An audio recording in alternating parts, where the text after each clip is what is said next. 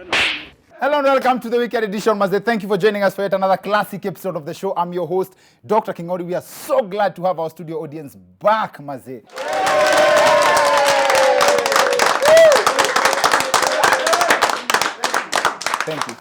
Thank you, Maze. Asanteni sana, na also asante sana kwa watu wa Kakamega for helping us start this episode with a bang. Yes, I must admit that slaps different. This clip is an excerpt from the drama witnessed this week during a press conference held specifically to discuss Boni Halwale. As in like, Boni Halwale. Discuss. We have observed few issues over our veteran Boni Halwale. The first thing.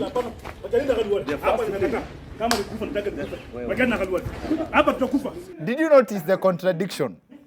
Kwa wale wamewatch video, huyu jamaa angekuwa anataka kukufa angepigana hiyo kofi alafu asimame hapo. It's interesting that the angel of death was here to fight for Halwale. Na Halwale ni mtu tunajua anaweza kujipigania. Na for a moment I was convinced that the bullfighter's fighter was brave until I watched this part of the video. Siko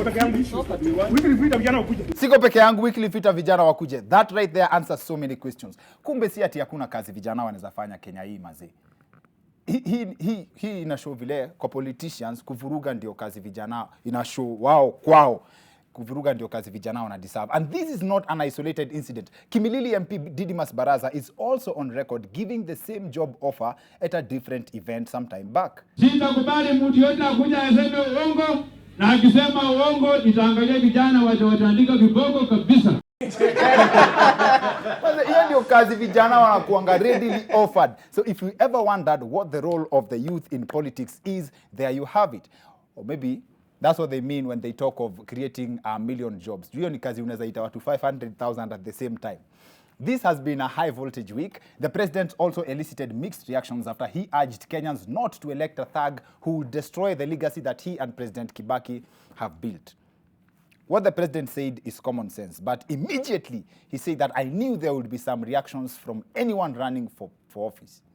But sijasikia Nixon Kukuba akiongea. Sijasikia Ruben Kigame akicomplain. Kwani hawajishuku? Hawaamini wao ndio wanaweza kwa wale wezi wanaongelewa.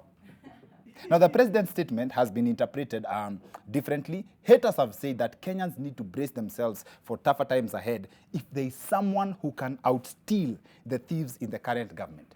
Here's the president himself giving a scorecard and confirming that our current thieves are performing at 2 billion shillings per day. President Uhuru Kenyatta said during radio interviews yesterday that people in his government are stealing 2 billion shillings daily. Besha iria amwe mayete iria turageria gucokereria mayete na project cigana ona ni ndigutinda gicigweta guku ri cikiyete bilioni cigana.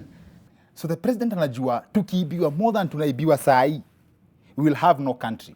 Some analysts suspect that statement was directed at his deputy president, William Ruto, because of the alleged differences between them. The deputy president on his side has also said some things during his rallies that analysts suspect are directed at the president. Kule bunge ni hawa wabunge wawili, huyu Sultan wenu na huyu Oloitiptip, ndio walisimama wakasema hawatapitisha mambo ya BBI kwa sababu inadhulumu watu wa Lamu, inapunguza pesa ya watu wa Lamu.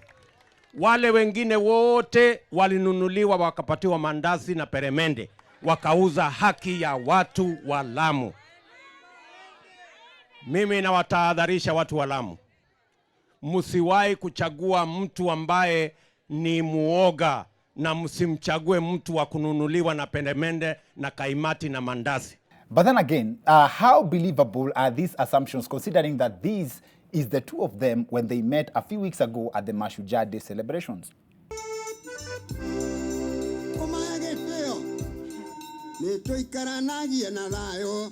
Mbona hawakuambiana hizo vitu sisi ushukua naambiana kwa rally? Yeah? Now, based on that observation alone, I think this has to be the best image to describe the Jubilee marriage. Yes. Yes. Yes. I believe the drama witnessed in Jubilee now explains why it's even called a marriage. Hatujui vile mlipatana, but as soon as mmeachana, you start talking to each other through us. Yes. I think kwa hii serikali sisi ndio Sam Ogina. Now, in other news, Health CS Mutahi Kagwe was on the spot this week for these remarks following the results of the deal to export Kenyan nurses to the UK. We sent 300 people to do the English exams. 10 passed. So when we do those exams, let's prepare ourselves. Nurses wamechemka sana vibaya, wamechemka vibaya sana na hiyo story. Wanasema CS amechoma. Wakenya nao ni nani? You people need to chill. Kama ni ukweli ati nurses hawajui kizungu, kwani walisikiaje CS ameongea vibaya? Now, according to the results, only 10 nurses out of the 300 made the cut. The results are that they failed, as in out of 10, 290 failed an English language test. If language was truly that important in the exercise, then they must have focused on the branch of nurses that specializes in sign language.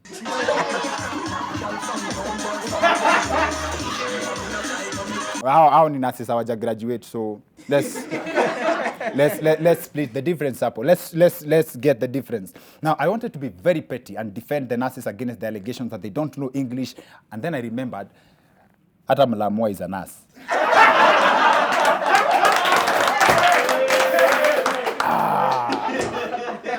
But then again, I'm tempted to support the point of view that our nurses were discriminated against. I'm tempted to support that, because when the Cuban nurses came to Kenya, it was not a requirement that they know Kiswahili.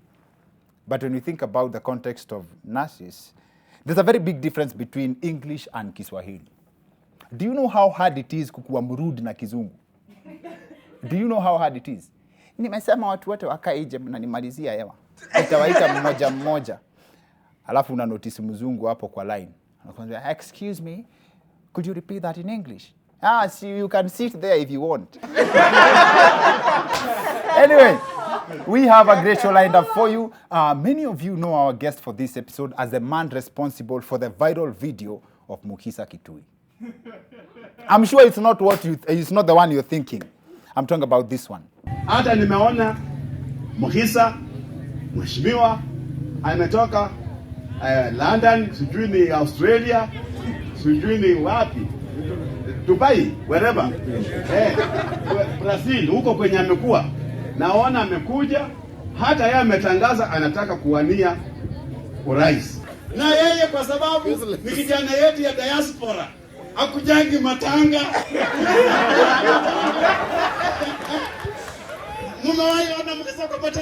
Our guest is a bishop but also a prophet, because shortly after your video ya vile Mukhisa endangi matanga, Mukhisa akajipata kwa matanga. Anyway, that video is besides the point. Our guest is a very passionate leader. You should see vile amekuwa kidefend his party leader kwa ground, literally. Kama wewe utaki Musalia, si usimame sisi tukuunge mkono. Useme Musalia hawezi, lakini mimi nitaweza. Sasa wewe hutaweza. Na sisi utaki tuunge Musalia. Unataka nani? Wewe Joe.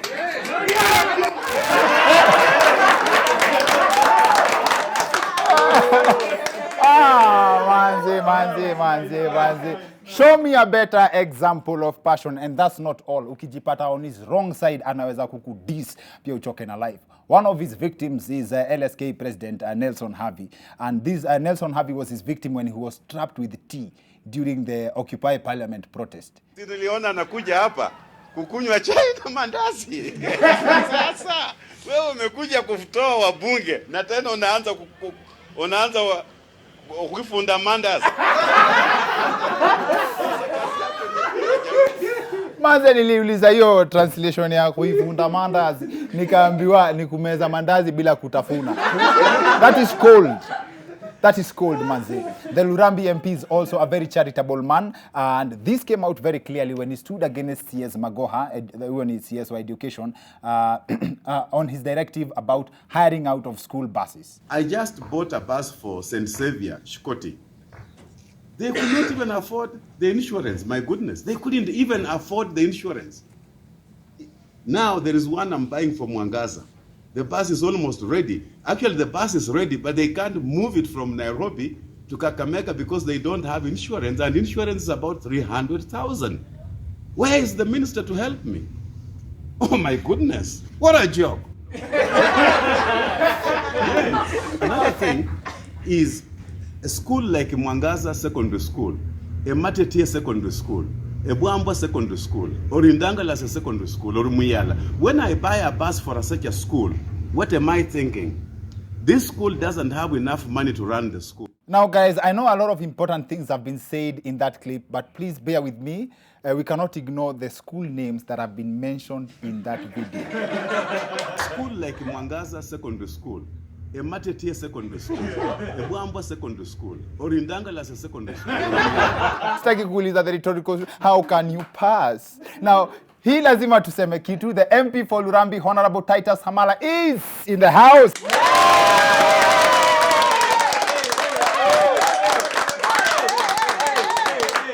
Sawa. He joins us on the other end of this short commercial break. See you guys in a bit.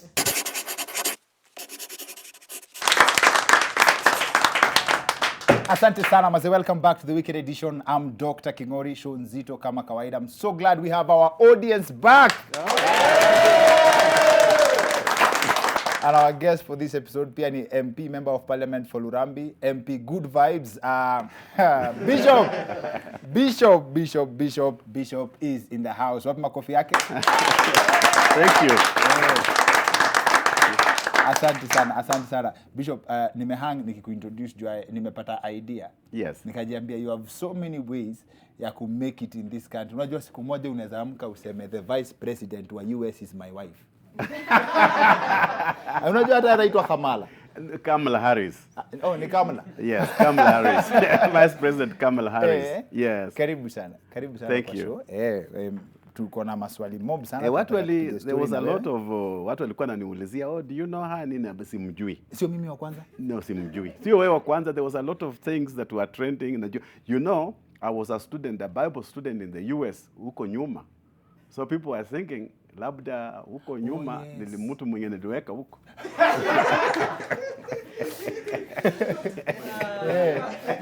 But sasa unakimbia nayo zinambwangwa kwa siasa, ukiona kitu kama hiyo ni mbio. Unaenda hapo kwa Kamala. Ni Kamala. Unasema hey babe, how's the government doing? I don't think so. Iwezi kuwa. Karibu sana. Asante. After ile the viral clip ya Mukhisa, have you talked to him? Mukhisa, you know, Mukhisa alienda kwa Citizen TV. Yes. Ya Jeff Kenange na wakanene Jeff, I think alileta. Jeff alimwambia, you know what, it's alleged that you've lost ground at home and listen to this. So wakaweka hiyo clip. Yes, you know, Mukhisa aendange matanga the way nilikuwa naongea. Yes. So akasema kwamba mtu ambaye kwa na mind ya village, mimi ni mtu wa village, mimi ni mtu ambaye naamini tu maendeleo ama sera ni matanga, vitu kama hizo. So I got grieved as a bishop. Na nikaenda kupiga magoti mahali, nikalia. Yes. Kwa nini huyu mtu anitukane, mtumishi wa Mungu kama mimi? And I could take long. So akakuwa from Mukhisa to Adam. Sasa maneno ikatokea. But again, nilimsikia akiongea kama ameenda matanga na nikasema Mukhisa ni mtoto wetu. Sasa ameanza kwenda matanga. Hata niliona amepanga vijana wakikula kitu kidogo kwa vijana, which is okay. Unlike wale ambao wanataka kutumia vijana kwa fujo, which we don't support that. So sijakutana na Mukhisa, but aliniongelea kwa TV. Hamjai kutana? Hatujakutana. Ni rafiki yangu. Okay. He is my friend, but we will meet.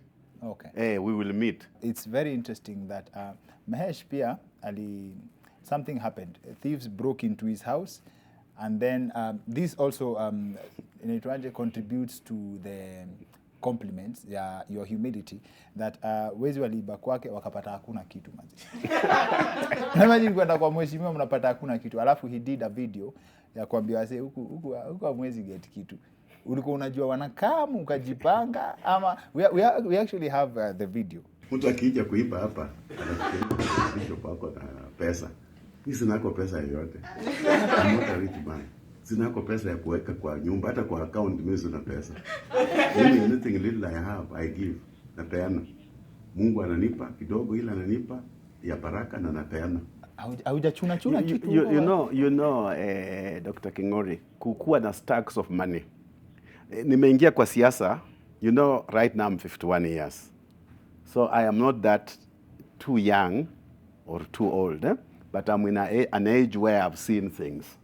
Na to me, amass wealth, ambayo wewe unapata mtu wako kwa nyumba na ako na money in the pillows, in the closets, mtu amechaguliwa na within 5 years ako na helicopter, ako na nini, uwezi kusema kwamba that is just fair earnings, Yes. Unless kama amerithi mali kutoka kwa parents wake or alikuwa na prior businesses. Like today, your boss here akienda into politics, you wouldn't really judge his lifestyle or her lifestyle because amebuild life yake. SK Masharia, same thing. So kwangu, I do not have any money. I'll be very honest. Tulikuwa Nairobi na tukaambiwa nyumba yetu imebomolewa. You know one, even coming here, I parked my car in Parliament. I walked here. I don't have a driver. I don't have a policeman because I don't need one. I just don't need a bodyguard. Watu wananifungulia mlango. Ukishadunda kura wanaenda.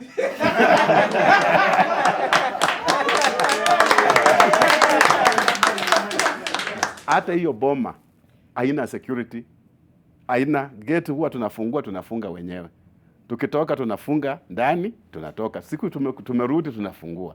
So it's not somewhere where I would say kuna anything valuable. Well, in fact TV yenye ilikuwa kwa hiyo nyumba ni 32 inch. Ndio waliiba. Na wakaenda mahali mama anaweka nguo yake. Na unajua nguo za mama ni nini? Sitaki kwenda huko.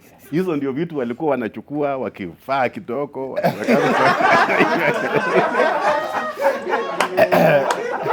Yeah. So it's for true. It is not for a show. They broke, walikata grill. Na unajua saa hii tunaelekea msimu wa siasa. So there is this thinking that politicians wameweka pesa ya campaign kwa nyu. There is nothing. So campaigning ina pesa? Kuna ile kidogo is parliament pays me. Yes. Mshahara. Yes. The church has been paying me through our main mission in the US. They've been paying me so that nisukule pesa ya miradi ya kanisa. You know the mistake you make is to employ somebody na humlipi. Wama una-employ mtu kwa M-Pesa, yes, na umlipi adequate money na wanataka tu to keep the float. You know?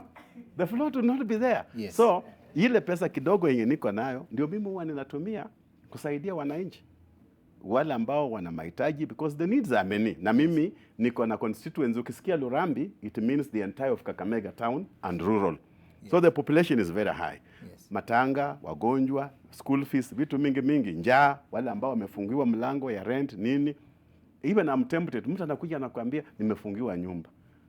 You have to, kwa sababu huwezi mwambia sio mimi sio bwana mwenye nilikuweka kwa hiyo nyumba, you know. You are tempted.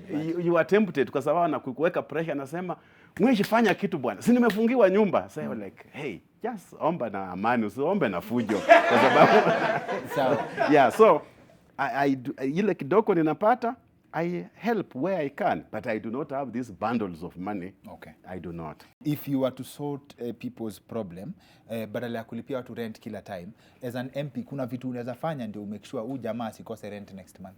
Absolutely. You see, one of the problems ambayo tuko nayo katika nchi hii, na tunataka tuwe na government, and that's why nitakuja kwa lile swali la One Kenya Alliance. Yes. We would want to have a country ambayo inaweza kuaddress the issue of Kenya Revenue Authority. You see, Kenya Revenue Authority imenyonga watu so much, no businessman wants to invest in Kenya. They would rather go to Rwanda or go to Tanzania or go to other neighboring country. I as a person, I can't have a solution for 200,000 people in Kakamega. I as a person, what I can do in Kakamega ni kutafuta an investor, and I'm really working so hard. There is even one guy I'm talking to about sunflower. Now that miwa imeleta noma. Je, tunaweza panda sunflower and make our oil ya kupika instead of importing mafuta from Tanzania. We can make it because we can grow sunflower in Kakamega. But you see, when an investor comes here, one, anapata tu ile ushuru nitakana alipe. Ile bureaucracy ambayo iko Yile mambo ya cuts and 10% and all these things that somebody has to go through to set up a business in Kenya. Somebody anawacha, anaondoka, anaenda to a neighboring country. So for us to address this thing properly, lazima next year we must have a country that will repeal what I call the tax code of Kenya, na to make KRA to be friendly to business people. Just like Mama Suluhu of Tanzania said, akasema, let us not stifle and just suffocate the few taxpayers that we have, but can we open up and net more? Okay. So as a person, I would want to do something, but for us to do something well in Kenya, Systemic. the system has to change the way they do their things, and then the MP can say, can I fly to India to go look for an investor? And even before you go to India, I have my friend, he's called Kalpesh Patel, ni Muhindi, ako in Kakamega. He wants to try to set up just a small factory kidogo ya kutengeneza misumari, nails. Watu wa NEMA, si watu wa KRA, si watu walikula hii misumari yote wakafanya nini? Interesting. Yeah. So basically what you're saying is you're confirming something that a few people have said on this set, that Kenyans are poor by design. Absolutely. But this one will be one of the best business destination for any investor. Kwanza mtu Msomali mazee, watu wa Kakamega wangekuwa wanadunga. So you see, look at Kakamega, Dr. Kingori. Look at Kakamega with all the rains we have, with the good soils that we have, with all the great people we have in Kakamega, great brains, great young girls and boys ready to work. The only factor we have is Superloaf. As a bishop and a politician, these are two constructing personalities in terms of the perception people have of who a politician is, who a church leader is. How do you balance between preaching and lying? Yeah, you know, that's a good one. You know, mambo ya politics and governance, Yes. it began in the Bible. So, in terms of mimi kubalance siasa na kanisa, I've never found it a problem. Hata Nehemiah, when he was rebuilding the walls of Jerusalem, alikuwa na mawe anajenga na panga kwa mkono ingine to fend off the enemy. So that does not mean that I'm supposed to kukata watu kwa siasa hapana. It just means that I can stand up and defend myself. Okay. So if I was coming here, I have no bodyguard. Somebody attacks me on the road, hapa Kimathi. So anaanza kunipiga. So I should just kneel and begin to call on Jesus because I'm a bishop. So hata wewe hapa unajitambua. Nitamweka chini. In the name of Jesus, kama nimemkalia. Unanyonga mtu in the name of Jesus. For the Bible says he gives me, he trains my hands for battle. Ni nini special about matanga sana, as in kama watu wangekuwa wanakufa inamaanisha kuna watu wangekuwa na nini? Maybe unaweza tuambia hiyo alafu tufunge. Unajua Kenya has tribes. Na kila kabila wako na desturi zao. But sisi katika Luya land, there is a reverence katika matanga, yani send off ya mtu, whereby a good leader is one ambaye ako na watu wake. Yani you are with your people. It means you mourn with your people in their time of distress. You mourn ama you celebrate? No, you mourn. Of course, there is a celebration of life. To me, look, gentlemen and ladies, celebration to me, my father and my mother wakikufa, I will say celebration of life. But a younger person akikatika, I am not celebrating. Because I would pray that a younger person aishi maisha marefu, accomplish mipango yake. So, mourning to me, I would say, when people are mourning, you go there as a leader, unawachangia kidogo, unawasaidia, unasimama na wao. Hiyo ndio desturi yetu kama Waluya. Okay? But now, ukiwa na an elitist, that's where I differed with Dr. Mukhisa. Dr. Mukhisa is a brain. He's a very brilliant man. I'm telling you the truth. Very bright. But I differ with him because when you are too elitist, you disconnect yourself from the ordinary people. So, story na matanga is, are you connecting with your people? Okay. Are you with them? Okay. Are you in the village with them? Yes. Or you are too elitist who's just thinking that if I'm elected, I have to make this policy, I have to bring this bill in parliament. Hey, these people who elected you may not be thinking about how many bills you'll bring in parliament, but how often you are with them, ukikula hiyo kidheri na wao kwa matanga. Make sure you are with the people. That's the message, right? That's the message. Kwa matanga. No, don't finish in a matanga. Say in your style, you know. No, my style. Yeah. I was going to say it in my style. Kwa hiyo message mheshimiwa amesema kwa story zote za matanga, be with the people na ifikie Baba Gloria. That's it for the weekend edition. See you next week. That's it for the weekend edition. See you next week. My name is Dr. Kingori.